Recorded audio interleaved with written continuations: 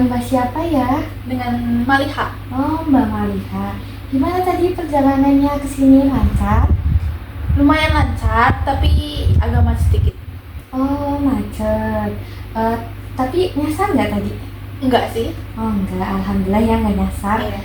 Sebelumnya, perkenalkan dulu ya, nama saya Reina. Mbak bisa panggil dengan Ibu Reina atau Mbak Reina juga, seperti itu ya, Mbak Maliha.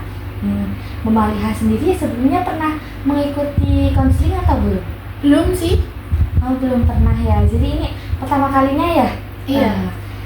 Karena ini pertama kalinya bagi Mbak Maliha. Jadi Mbak Maliha, kita memegang teguh 3 asas dalam sesi konseling kali ini. Yang pertama ada asas kerahasiaan. Jadi Mbak Maliha tidak usah khawatir atau takut ceritanya akan disebarluaskan. Seperti itu ya Mbak. Yang kedua ada asas keterbukaan. Jadi Mbak Maliha bisa berbicara terbuka atas apa yang Mbak Maliha alami tanpa ditutup-tutupi ya. Dan yang terakhir ada asas kesukarelaan, di mana Mbak Maliha secara sukarela ya datang ke sini, dan saya juga akan merahasiakan ceritanya Mbak Maliha seperti tadi. Seperti itu ya Mbak Maliha. Apakah sudah dipahami tentang asas-asas tadi? Sudah. Ya, sudah ya sebelumnya. Berarti kita lanjut ke berikutnya. Untuk sesi konseling kita kali ini, kita sepakati dulu ya Mbak Maliha. Saya ingatkan juga ya Mbak Maliha, bahwasannya saya di sini sebagai konselor hanya memandu bagaimana Mbak Maliha memahami permasalahan dan menyelesaikan permasalahan. Adapun keputusan seperti apa nanti yang akan diambil dan solusi itu hanya bisa ditentukan oleh Mbak Maliha sendiri, seperti itu. Apakah bisa dipahami? Bisa dipahami, Mbak. Iya. Sebelumnya sesi konseling ini akan dilakukan dalam 1 kali konseling, yaitu berdurasi 60 menit atau 1 jam bagaimana? Apakah setuju Mbak Maliha? Apakah tidak terlalu lama? Itu sudah standar dalam sesi konseling seperti itu Mbak Maliha. Jika nanti konseling kita berjalan lancar dan Mbak Maliha bisa menemukan solusi dari permasalahannya dengan cepat, maka kita akan selesaikan cepat juga. Tapi jika tidak, kita bisa melakukan waktu 60 menit itu dengan maksimal. Jika memang dibutuhkan lagi untuk sesi konseling, kita bisa menjadwalkan konseling yang berikutnya, seperti itu. Berarti kelihatannya cukup. Oke, berarti setuju ya Mbak Maliha? Iya, setuju. Ya. Sebelumnya Mbak Maliha bisa menceritakan kepada saya terlebih dahulu apa yang membawa Mbak Maliha untuk menemui saya kesini, permasalahan apa yang Mbak Maliha sendiri sedang alami? Pertama-tama ini kan saya kuliahnya di UIN Bandung kan. Nah, saya tuh aslinya asli Jawa. Terus karena saya kuliah di Bandung dan emang kebetulan keterima di situ dan emang fakultasnya tuh yang cocok di situ. Nah, pas saya kuliah tuh saya tuh agak kaget dong, bahkan saya biasa ngomong menggunakan bahasa Jawa. Terus saya kuliah di Bandung tuh menggunakan bahasa Sunda loh. Jadi orang-orang banyak kan menggunakan bahasa Sunda. Saya tuh sebagai orang Jawa tuh kan tuh bingung loh, ini mereka ngomong apa ya. Terus misalnya saya kan sudah nanya, ih kamu sih ngomong apa? Mereka akan menjawab, namun agak itu loh, kayak ngomongnya tuh bakal ada campur dengan Indonesia dan Sundanya. Jadi meskipun saya paham sedikit, tapi itu lebih mungkin karena bahasa sehari mereka ya. Jadi maupun menggunakan bahasa Indonesia terus, tetepan menggunakan bahasa Sunda. Jadi saya tuh yang agak susah di situ, komunikasi dengan teman-teman yang menggunakan bahasa Sunda itu. Seperti itu. Berarti Mbak Maliha sendiri kuliah ya di UIN Bandung ini. Memang sebelumnya boleh dikasih tahu Mbak Maliha asalnya dari mana ya? Saya tuh asalnya Purworejo. Oh, Purworejo. Bahasa apa yang biasanya sehari-hari dipakai Mbak Maliha di rumah? Bahasa Jawa biasa sih. Kadang kalau misal sama orang tua bisa kromo. Bahasa kromo ya. Berarti Mbak Maliha sendiri kesulitan ya dalam berbahasa dengan teman-teman di sini. Iya. Gitu. Kalau boleh tahu, kenapa Mbak Maliha memilih untuk kuliah di UIN Bandung ini? Kan sebenarnya saya memilih 2 UIN kan. Nah, yang pertama tuh UIN Semarang dan UIN Bandung. Namun karena di UIN Semarang tuh nggak ada jurusan yang saya minati, adanya di UIN Bandung. Jadi saya memilih di UIN Bandung juga, dan ternyata yang keterima di UIN Bandung. Dan pertama kali saya kesana juga memang ada orang Jawa, tapi kayak kombinasi gitu loh, antara bisa bahasa Jawa dan bahasa Sunda. Kalau saya kan benar-benar cuma bahasa Jawa pure gitu. Jadi komunikasinya agak susah gitu loh. Maupun Indonesia, ya gitu. Kalau dari Mbak Maria sendiri, apakah mengalami kesulitan jika berkomunikasi dengan bahasa Indonesia? Kalau untuk berkomunikasi dengan bahasa Indonesia sih nggak begitu ya. Malah justru lebih paham bahasa Indonesia daripada bahasa daerah Bandung itu sendiri. Nah, kalau dari Mbak Maria sendiri, jika berkomunikasi dengan teman-temannya berbicara bahasa Sunda, Mbak Maria akan merespon seperti apa? Biasanya sih respon cuma diem ya, sambil mendengarkan juga temennya ngomong. Tapi nanti di dalamnya tuh kayak, ini sih ngomong apa ya? Nggak paham. Tapi kalau nggak dengerin nanti takut kasihan. Tapi nanti kalau misal udah selesai ngomong, saya nanya, tadi sih ngomong apa gitu. Ya mungkin kadang membuat teman kayak, ih malah nggak didengerin gitu atau nggak dicerna. Bukan gitu sih, lebih kayak mau dipaham-pahamin pun tetap nggak ada yang paham kan. Kalau menurut saya sendiri tuh bahasa Sunda tuh kan nggak kayak bahasa Jawa ya, kata-katanya tuh banyak yang sama loh. Kayak mereka ngomong panjang tapi itu seakan-akan jadi sedikit gitu bahasa dari bahasa itunya kan Sundanya gitu. Jadi yang buat saya bingung tuh ya gitunya, Perbedaan bahasanya itu sendiri ya Mbak. Sebelumnya dari Mbak Zumrati sudah berapa lama kuliah di UIN Bandung sendiri? Kuliah di UIN Bandung tuh baru 2 tahun sih. Oh, sudah lumayan lama ya Mbak Zumrati. Dalam kurun waktu 2 tahun itu, apakah Mbak Maria pernah mencoba memahami bahasa Sunda sendiri? Kan ya pernah sih kayak pengen belajar bahasa Sunda ya, kadang belajar di YouTube gitu atau enggak nanti nanya temen yang perpaduan antara orang Jawa sama Sunda gitu. Cuma ternyata tuh kalau dipikir-pikir bahasa Sunda sama bahasa Jawa tuh beda loh. Jadi kayak gimana ya, kayak kita ngapalin bahasa Jawa sama ngapalin bahasa Sunda itu bener-bener yang harus dari nol dulu gitu. Kalau gue karena Jawanya tuh Jawa yang bahasa kowe, ngendi gitu kan masih bisa dipahami. Kalau kayak kunaon tuh kadang kan kayak gitu loh. Jadi sebagai orang yang benar-benar nggak paham tuh benar-benar nggak paham yang sengangok-ngangok itu loh Mbak.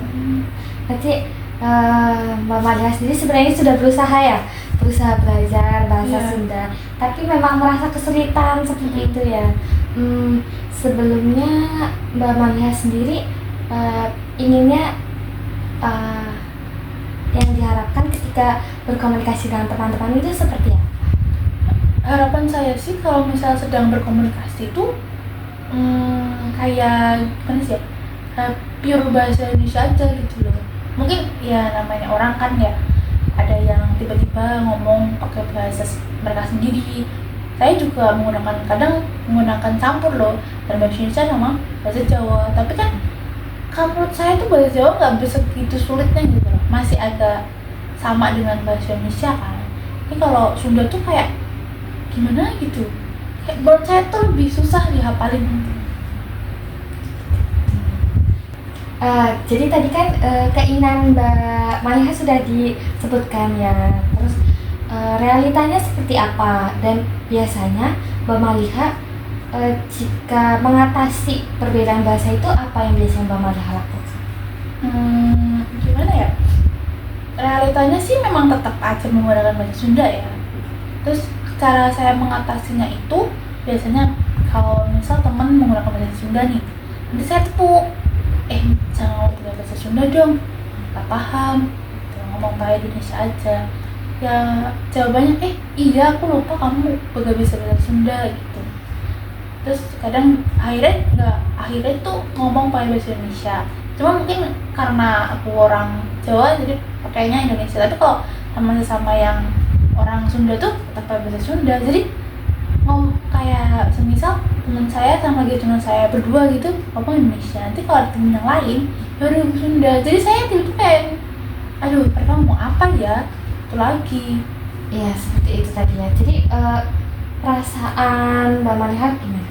Maksudnya apakah ingin perubahan seperti apa yang diharapkan, yang diinginkan, sudah mencoba berbicara dengan temannya atau belum, merasa terganggu, yang sangat terganggu, atau seperti apa yang dirasakan? Kalau rasanya itu sebenarnya kalau dirasa tuh kayak aduh kenapa sih harus ada perbedaan ini gitu loh, padahal kita sama-sama hidup di Indonesia gitu, tapi kenapa harus ada dua bahasa gitu. Enggak sih, mungkin banyak bahasa ya, tapi karena aku tuh baru taunya bahasa Sunda sama bahasa Jawa, jadi itu benar-benar yang sulit gitu. Dan kadang teman juga mungkin memahami, tapi kan namanya orang kadang lupa atau terlalu asik sama yang sebahasa gitu. Nah awalnya saya diam, udah biasa aja gitu ya, kayak gak apa-apa deh kalau emang dia mau ngomong ke bahasa Sunda, udah kebiasaan gitu. Tapi lama-kelamaan saya juga yang merasa kayak aku juga kepo, dia ngomong apa sih, masa iya aku nggak tahu bahasanya, aku ketawa gitu. Jadi kayak aku berusaha mencoba untuk ngomong kan, bisa nggak sih kalau misal kamu lagi cerita sama yang lain tuh jangan pakai bahasa Sunda gitu, pakai bahasa Indonesia aja gitu.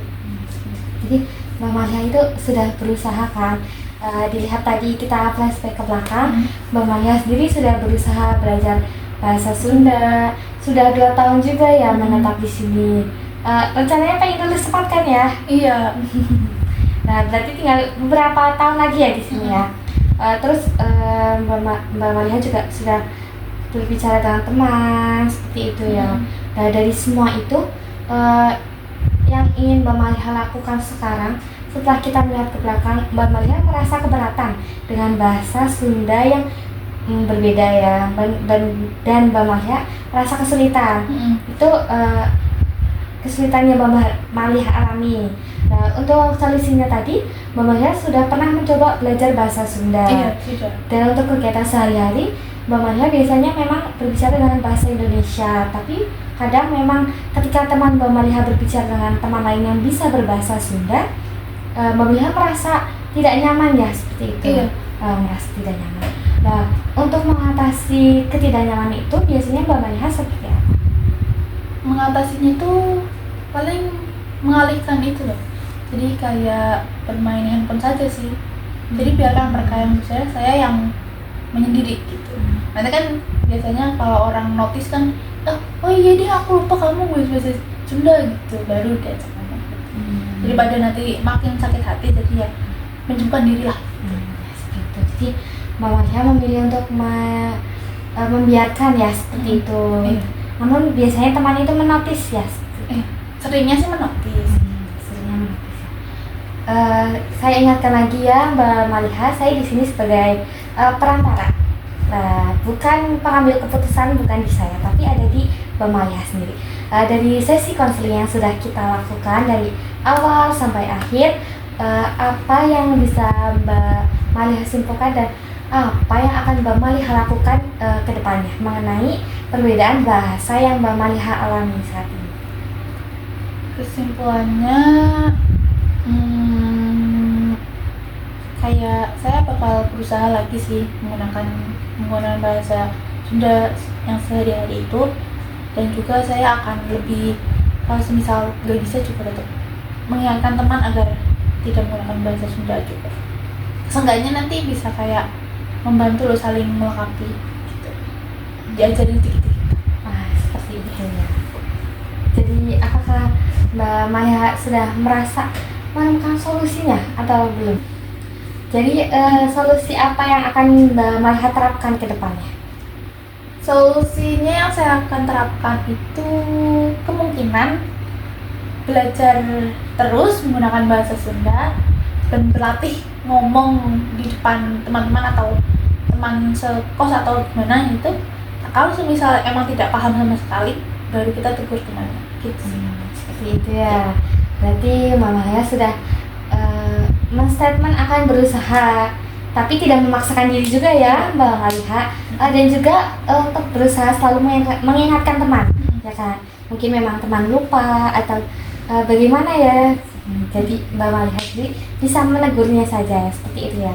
Nah berhubung waktu konseling kita sudah selesai dan Mbak Maria sudah menemukan solusi yang akan Mbak Maria lakukan ke depannya, bisakah sesi konseling kali ini saya tutup? Ya, boleh. Ya.